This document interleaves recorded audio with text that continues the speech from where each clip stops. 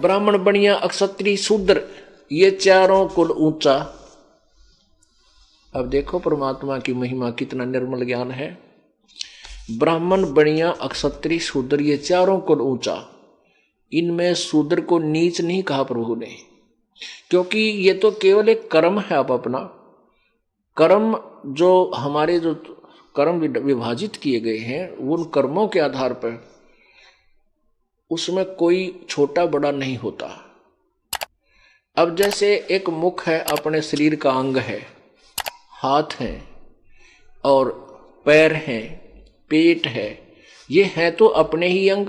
इनमें पैर नीचे हैं तो क्या ये पैर हमें लेकर चलते हैं, पैर जमीन पर रखे हैं, क्या ये नीचे हैं? ये बुरे नहीं है, ये ऊंचे हैं, अच्छे हैं। ऊंचा माने अच्छा। और जैसे हमारा जो विसर्जन पॉइंट है यानी गुदा है, हम जब टट्टी जाते हैं, पेशाब करते हैं, क्या वो नीचे अंग है? क्या वो बुरे हैं? नहीं, अंग बुरे नहीं। जैसे हमारे कहीं पर भी कोई दर्द हो जाता है, यदि कैंसर हो जावे गुदा में तो क्या ट्रीटमेंट नहीं कराओगे? जान निकल जा, कलजा पट पटावे, एक जैसा ही दुख होगा, क्योंकि वहां से भी हमें जान जाएगी। तो ऐसे ही ये चारों जो वर्ण हैं ये एक ही अंग है, इसमें ऊंचा नीचा कुछ नहीं। इनके कर्म विभाजित हैं, वो अपने कर्म को सही, वो आवश्यक हैं और वो सही हैं, ऊंचे कर्म हैं वो। यदि किसी के टट्टी का बंदा पड़ जाए कल की मारे, बता क्या गुदा बुरी है? तो ऐसे ही और एक महीने 10 दिन यदि बाजार में ये स्वीपर झाड़ू ना मारे या वो नाले साफ ना करें, कल की पाट जाए, सारा शहर गांव छोड़ के घर छोड़ के भाग जाए। तो ये नहीं कहना कि ये नीचे नहीं है, ये बुरे नहीं है, ये हमारा सब एक समाज अंग है। ऐसे ही परमात्मा ने समझाने की चेष्टा की है कि ब्राह्मण बनिया अक्षत्रिय शूद्र ये चारों कुल ऊंचा, और निग्रह द्वारा न जावे योगी जो जत इंद्री सूचा।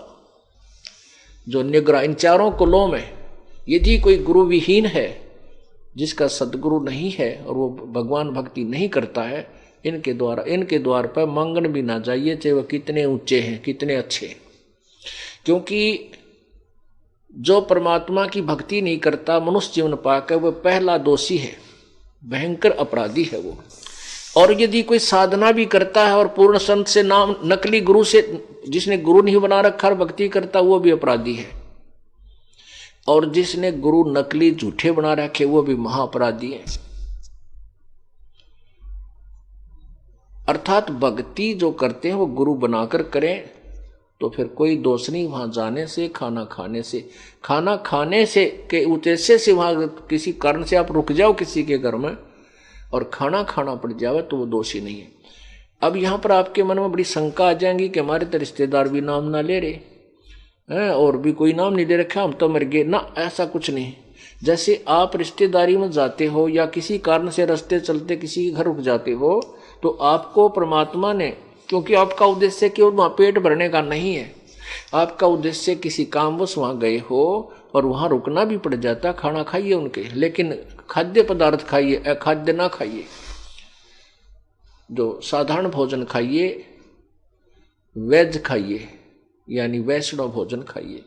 और फिर परमात्मा ने आपको मंत्र दे रखा है, उसका जाप कीजिए और अन्न देव की आरती दे रखी है, वह आरती कीजिए। आरती अन्न देव तुम्हारी जा से काया पड़े हमारी, रोटी आदर रोटी अंत रोटी ही को गाँव संत, रोटी मध्य सबसे साथ। ऐसे हम प्रतिदिन खाना खाने के बाद आरती करते हैं।